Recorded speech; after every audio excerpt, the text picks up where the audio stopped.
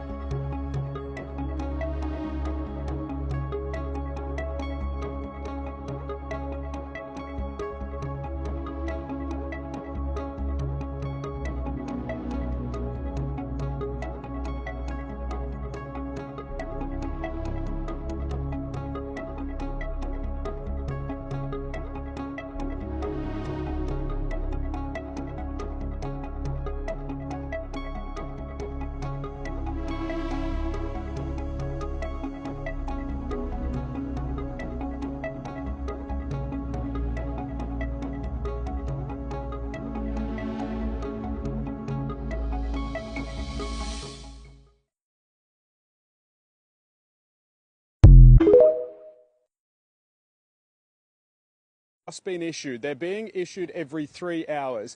Now, this model has the cyclone coming in as a Category 2 system, direct hit on Stradbroke Island before crossing southern Moreton Bay and into Victoria Point here in the Redland area, and then moving towards the Brisbane CBD into the suburbs.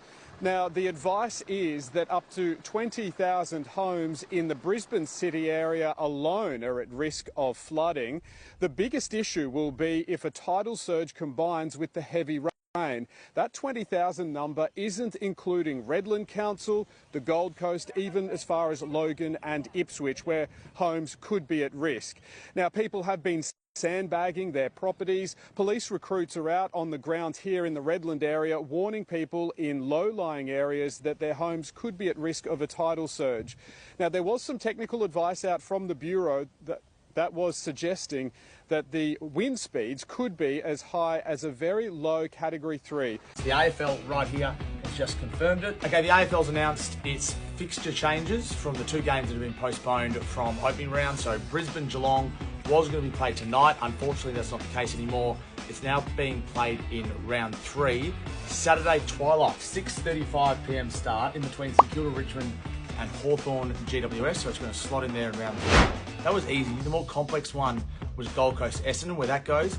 That will be played as part of an expanded round 24 fixture. They already have games in round 24, the Gold Coast Suns and Essendon, and then they'll play against each other at the very back end of that, meaning that if either team is playing finals, they'll get a shorter break before that finals series starts. Of course, round 24 is a floating fixture. In fact, every fixture is from round 16 onwards, so we'll know for sure in a few months' time. But for now, that's done. We can look forward to the footy tomorrow night, Sydney versus Hawthorn.